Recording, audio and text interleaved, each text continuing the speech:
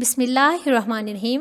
अस्सलाम वालेकुम dear students, कैसे हैं आप सब। उम्मीद करती हूँ आप सब खैरियत से होंगे। प्यारे बच्चों, रमज़ानुल मुबारक का महीना भी है। उम्मीद करती हूँ आप सब रोज़े रख रहे होंगे और बाकायदगी से नमाज और कुरान पढ़ रहे होंगे। बेटा स्मार्ट साइंस 5 ओपन करें, चैप्टर नंबर 3 पेज नंबर 16। हमारे चैप्टर का नाम है माइक्रो ऑर्गेनिजम्स। सबसे पहले बेटा माइक्रो ऑर्गेनिजम्स के बारे में आप सबको पता होना चाहिए। माइक्रो ऑर्गेनिजम्स जो हैं ये क्या होते हैं। जैसे कि आप लोगों को उर्दू में पता होगा, जर्म्स, जरासीम वगैरह के बारे में आप सब ने सुना होगा। इन्हीं को दरअसल माइक्रो ऑर्गेनिजम्स कहते हैं। आज हम चैप्टर नंबर 3 का ओवरव्यू लेंगे। माइक्रो ऑर्गेनिज्म दरअसल 2 लफ्ज़ों से मिलके बना है। Micro mean very small, organisms living thing. Micro organism दरअसल ऐसे जानदार होते हैं जिन्हें हम आम आँख से नहीं देख सकते, जिन्हें देखने के लिए एक स्पेशल इंस्ट्रूमेंट की ज़रूरत होती है। उस इंस्ट्रूमेंट का नाम है माइक्रोस्कोप। उम्मीद कर सकती हूँ ग्रेड 5 के स्टूडेंट्स आप सब ने माइक्रोस्कोप देखी होगी। अगर किसी ने नहीं देखी, आइए मैं आज आपको माइक्रोस्कोप दिखाती हूँ जो हमारे पास मौजूद है। स्टूडेंट्स, ये माइक्रोस्कोप है। माइक्रो ऑर्गेनिज्म को माइक्रोस्कोप के बगैर देखना मुमकिन नहीं। ये इतने छोटे होते हैं जो हमें माइक्रोस्कोप के बगैर नज़र नहीं आते। उम्मीद करती हूँ आप सबको माइक्रोस्कोप याद रहेगी। आइए हम अपने टॉपिक की तरफ वापस चलते हैं। माइक्रो ऑर्गेनिज्म अगर हमारी बॉडी में, हमारी लाइफ में बीमारियों की वजह बनते हैं, इसके साथ साथ माइक्रो ऑर्गेनिज्म जो हैं हमारी लाइफ में बेनिफिट भी हैं। आज हम इस चैप्टर में माइक्रो ऑर्गेनिज्म हमारी बॉडी में किस तरह बीमारियों का बायस बनते हैं और किस तरह ये हमारे लिए बेनिफिट हैं, ये हम पढ़ेंगे। माइक्रो ऑर्गेनिज्म के बहुत सारे ग्रुप्स हैं। हमारे चैप्टर में जो ग्रुप्स डिस्कस हैं वो है वायरस, बैक्टीरिया, फंजाई। सबसे पहले हम वायरस के बारे में पढ़ेंगे। आइए बेटा, वायरस का मीनिंग क्या है मैं आपको बताती हूँ। The word virus meaning is poison. Virus का मतलब है पॉइजन, जहर। ये इतना जहरीला, इतना ख़तरनाक होता है जो इंसानों की मौत का बायस बनता है। वायरस, इनका साइज़ कैसा होता है, इनकी शेप्स कैसी होती हैं, किस तरह वायरस हमारे जिस्म में दाखिल होते हैं, हम इसके बारे में पढ़ेंगे। लेकिन सबसे पहले मैं आपको वायरस के बारे में एक इंटरेस्टिंग इन्फॉर्मेशन बताती हूँ।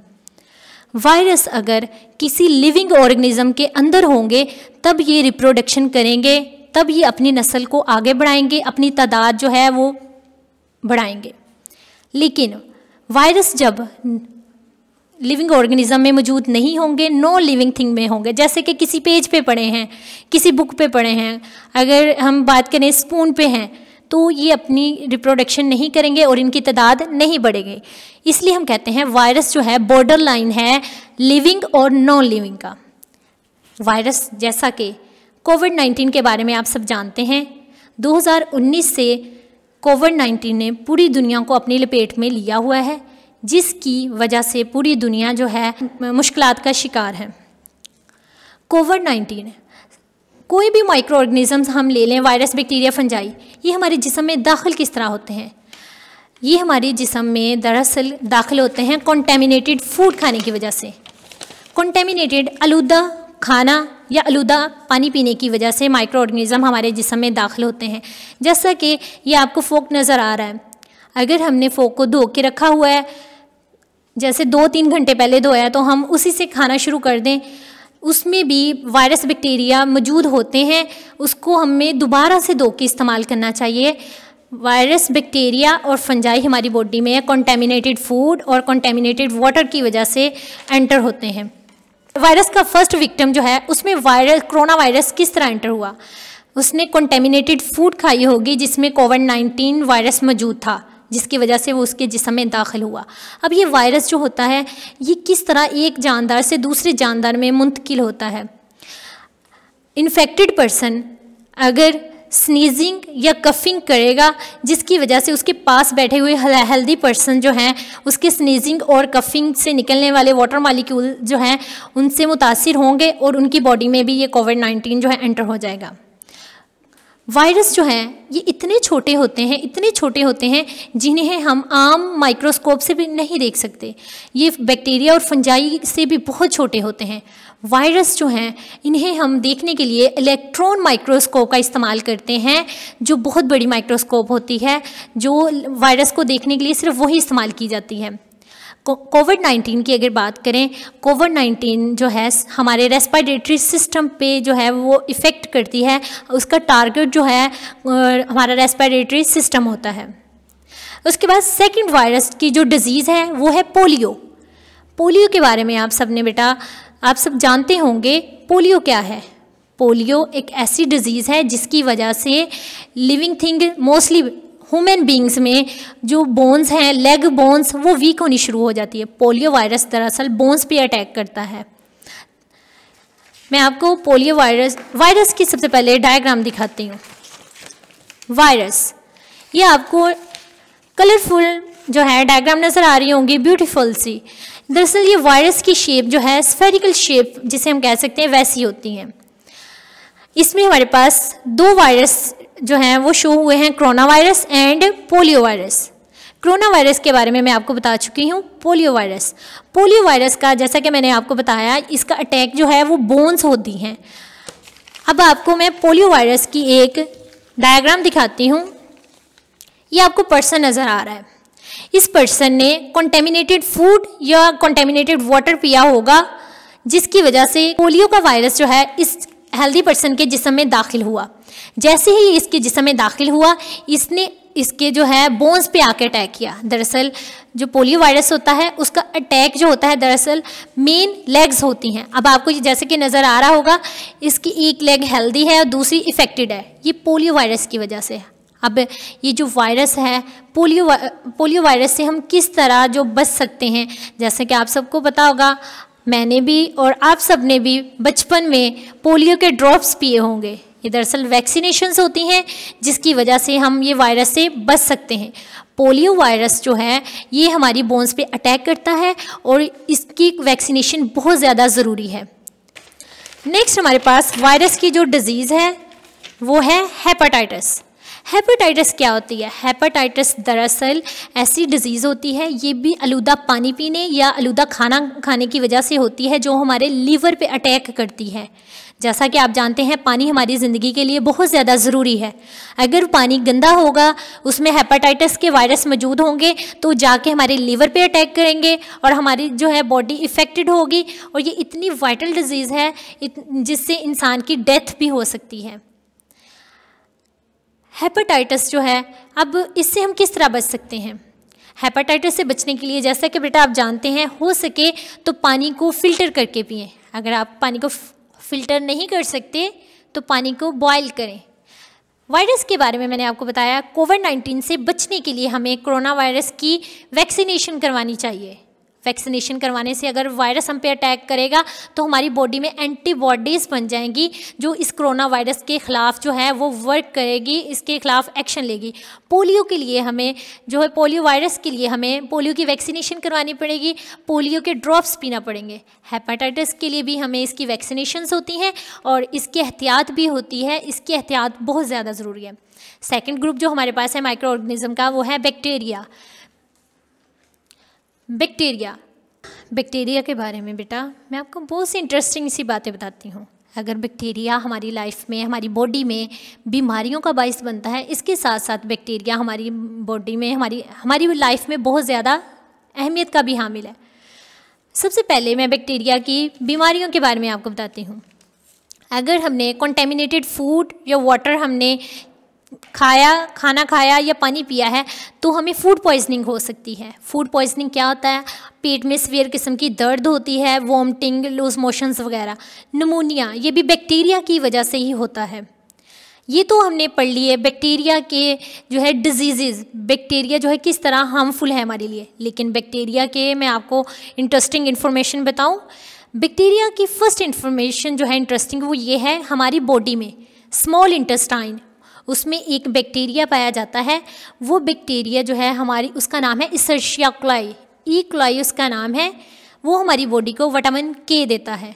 अगर इशर्शिया कोलाई हमारी बॉडी को विटामिन के ना दे तो ब्लड क्लोटिंग रेट जो है वो बहुत कम हो जाएगा। ब्लड क्लोटिंग रेट क्या होता है? अगर किसी भी पर्सन के चोट लग जाए, कोई भी ज़ख़म हो जाए, तो थोड़ी देर बाद ब्लड रुक जाता है, उसके ब्लड के ऊपर जो है वो क्लोटिंग होनी शुरू हो जाती है। दरअसल वो मेन काम जो है, वो मेन काम विटामिन के का है। बैक्टीरिया फिर हमारे लिए बेनिफिट हुए कि नहीं? ये हमारी बॉडी में भी पाए जाते हैं। इंटरेस्टिंग इन्फॉर्मेशन, बैक्टीरिया कौन सा बैक्टीरिया? इशर्शिया कोलाई बैक्टीरिया हमारी बॉडी के अंदर पाए जाते हैं जो हमें विटामिन के देते हैं। नेक्स्ट, आप सबको ब्रेड पसंद होंगे ना? बेकरीज़ में, जैसे हम बेकरीज़ में हम जाएं तो पेस्ट्रीज़, केक वगैरह बनाने में, तो उधर भी बेटा बैक्टीरिया जो है वो इस्तेमाल किए जाते हैं। योगर्ट बनाने में भी बैक्टीरिया इस्तेमाल किए जाते हैं। अब इंटरेस्टिंग इन्फॉर्मेशन ये है कि बैक्टीरिया अगर हमारी लाइफ में बीमारियों का बायस बन रहे हैं, साथ साथ वो हमारी लाइफ में बहुत ज़्यादा जो है बेनिफिट भी हैं। हम दही खाते हैं, योगर्ट जो है, इसका योगर्ट बनने का पूरा प्रोसेस जो है वो बैक्टीरियल प्रोसेस है। अगर बैक्टीरियल उधर जो है बैक्टीरियल प्रोसेस नहीं होगा, योगर्ट नहीं बनेगा। ठीक है, इंटरेस्टिंग इन्फॉर्मेशन लगी कि नहीं आपको? बैक्टीरिया, चलिए मैं आपको बैक्टीरिया की डायग्राम बताती हूँ, दिखाती हूँ। ये बेटा, ये बैक्टीरिया है, ये बैक्टीरिया का स्ट्रक्चर है। अब ये बैक्टीरिया, जैसे कि मैंने आप सबको बताया, बैक्टीरिया की जो शेप होती है ये इस तरह की होती है, ऑलमोस्ट सब बैक्टीरियाज की। फंजाई क्या होता है? फंजाई का दूसरा नाम डिकम्पोजर्स होता है। डिकम्पोजर्स का मतलब क्या है? किसी भी मैटर को जो है डिकम्पोज कर देना, स्मॉल पीसेस में तोड़ देना। जैसा कि आप सब ब्रेड तो खाते होंगे, अगर हमने ब्रेड फ्रेश लेके आए हैं तो वो हम खा लेते हैं। 1 या 2 ब्रेड बाकी बच जाएं तो उसे हम वैसे ही रख देते हैं। 2-3 दिन के बाद हम देखें तो ब्रेड के ऊपर जो है ग्रीन कलर के स्पॉट्स नज़र आते हैं।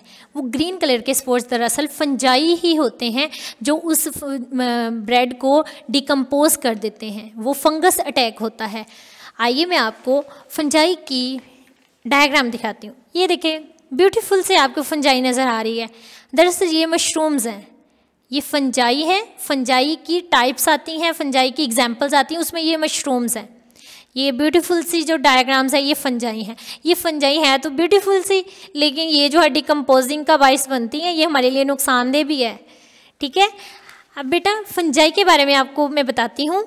फंजाई जो है ये हमारे जिस्म में अगर नुकसान का बायस बनती हैं, साथ साथ हमारे जिस्म में ये फ़ायदेमंद भी बहुत ज़्यादा है। आइए मैं पहले आपको इसकी जो है वो साइड इफ़ेक्ट बताती हूँ। फंजाई की वजह से रिंग वर्म होते हैं। रिंग वर्म किसे बोलते हैं? अक्सर हमारी पाँव की उंगलियों में इन्फेक्शन होना शुरू हो जाता है, वो रिंग वर्म इन्फेक्शन होता है जिसमें फंजाई जो है वो इन्फेक्शन का बायस बनती है। ये तो इंसानों में होगी बीमारी। अब फंजाई जो है वो पौधों में किस तरह बायस बनती है बीमारियों का? रस्ट एंड स्मर्ट आपको लफ्ज़ नज़र आ रहा होगा। अब ये रस्ट स्मर्ट क्या होता है? ये रस्ट स्मर्ट डिजीज़ है बेटा। देखने में आपको ये खूबसूरत नज़र आ रही होगी, लेकिन ये जो पौधे जो हैं ये फंजाई के अटैक की वजह से डिजीज़ प्लांट हैं। अब फंजाई जो है कॉर्न, वीट, राइस के प्लांट्स में स्मर्ट और रस्ट की जो है डिजीज़ का बायस बनती हैं। ये जो ब्लैक, स्मर्ट का मतलब होता है ब्लैक, धुआं। कि अगर गंदम के पौधे जब बड़े होते हैं, गंदम ग्रो करती है, उसके अंदर वीट के ग्रेन्स में ब्लैक कलर के स्पोर्स बनना शुरू हो जाते हैं। वो फंगस की वजह से होते हैं, जिसकी वजह से ये गंदम जो है, ये सारी गंदम की फसल तबाह होनी शुरू हो जाती है। अगर गंदम, राइस या कॉर्न में ऑरेंज या रेड कलर के जो हैं वो स्पोर्स पैदा हो जाएं, उसे रस्ट बोलते हैं। अब ये जो हमारे पास डिज़ीज़ है इसके साइड इफ़ेक्ट क्या होंगे? अगर हमने ये आलूदा या बीमारी वाली गंदम लेके इसका आटा बनवाया, आटे से हमने रोटी बनाई, रोटी जो है उसमें ये जो फंजाई मौजूद होती है जो हमारी बॉडी में जाके मुख्तलिफ़ बीमारियों का बायस बनते हैं। इसलिए अगर गंदम ख़राब हो, कोई भी चीज़ ख़राब हो, जैसे दालें वगैरह, चावल या फिर कॉर्न, तो हमें वो इस्तेमाल नहीं करने चाहिए। क्यों? क्योंकि उसमें फंगस इन्फेक्शन होता है। ठीक है, अब बेटा माइक्रो ऑर्गेनिजम्स के बारे में हमने पूरी डिटेल मैंने आपको बताई। अब ये जो माइक्रो ऑर्गेनिजम्स हैं, इनसे किस तरह हम बच सकते हैं, दोबारा से मैं बताती हूँ। वायरस से बचने के लिए हम इसकी वैक्सीनेशन कर सकते हैं और हमें कोरोना वायरस से बचने के लिए एहतियात ज़रूरी है, जैसे कि आप लोगों को मास्क पहनना चाहिए और घर से बिला ज़रूरत के नहीं निकलना चाहिए। हाथों को सैनिटाइज करना चाहिए। घर वापस आते वक्त आप लोगों को आते ही हाथ धोने चाहिए। पोलियो के लिए आप लोगों को पोलियो ड्रॉप्स जो हैं वो पीने चाहिए। हेपेटाइटिस की बात करें, इसके लिए वैक्सीनेशन भी होती है और इसके साथ साथ हमें पानी को बॉयल करके पीना चाहिए और फूड को जो है ज़्यादा से ज़्यादा हमें सिंपल फूड इस्तेमाल करनी चाहिए। नेक्स्ट बैक्टीरिया मैंने बताया कि ये बहुत सारी जो है हमारे लिए अगर फ़ायदेमंद है, नुकसानमंद भी है। अब इससे बच कैसे सकते हैं? हमें जो खाना चाहिए, फ्रूट वेजिटेबल्स, उसे अच्छी तरह धो के खाना चाहिए। इसके अलावा इसका ट्रीटमेंट होता है फंजाई से हम किस तरह बच सकते हैं? फंजाई से हम बच सकते हैं, अगर पाँव हम डेली शूज़ पहनते हैं तो हमें चाहिए कि अपने पाँव को अच्छी तरह धोएं, अच्छी तरह सोप के साथ धोएं, सुबह शाम उसे जो है धोएं। जैसे आप सब स्कूल आते हैं, आपको चाहिए कि सुबह शूज़ पहनने से पहले, सॉक्स पहनने से पहले भी अपने पाँव को धोएं और स्कूल से जाने के बाद जैसे ही आप शूज़ उतारते हैं, आपको सबसे पहले चाहिए अपनी सॉक्स उतार के साबुन के साथ अपने पाँव धोएं। और उसके बाद रस्ट और स्मट, इससे हम किस तरह बच सकते हैं? इसके लिए बेटा पौधों के ऊपर स्प्रे की जाती है, जिससे फंगस अटैक जो है वो रुक जाता है। फंगस की एक और इंटरेस्टिंग इन्फॉर्मेशन जो मुझे याद आई, मैं आपको साथ शेयर करती जाती हूँ।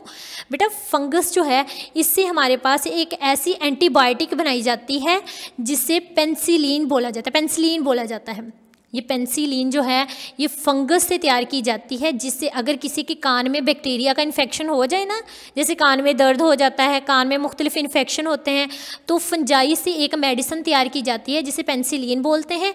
उस पेनिसिलिन से हम लोग जो है वो कान का ट्रीटमेंट करवा सकते हैं, वो ड्रॉप्स कान में हम डाल सकते हैं। ठीक है, ये फंजाई की जो है हमारे पास बेनिफिट है, जिससे हम लोग ईयर इन्फेक्शन जो हैं उसको कंट्रोल कर सकते हैं। अपना बहुत सारा ख्याल रखिएगा, रमज़ान में दुआओं में याद रखिएगा। अल्लाह हाफिज़।